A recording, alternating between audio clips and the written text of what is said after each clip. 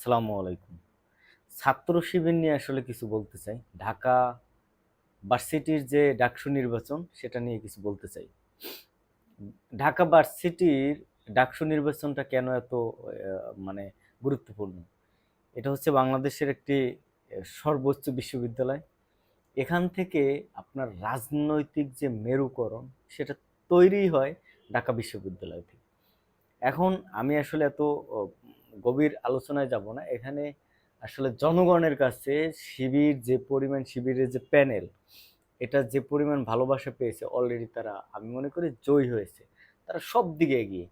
বাংলাদেশের মানুষ যে তাদের ভালোবাসা দিয়েছে এ পর্যন্ত, এটা নজিরবিহীন। এটা বাংলাদেশে কখনোই এর আগে হয় নাই। আমি মনে করি যে ইরশেক সাহেব যেভাবে জাতির মেয়র হয়ে গেছিল, জনগণের মেয়র হয়ে গেছিল, বর্তমানে ডাকসু নির্বাচনে সাদিক কায়ুম হচ্ছে বর্তমানে শিবির প্যানেল হচ্ছে জনগণের প্যানেল। এটা অস্বীকার করার কোনো সুযোগ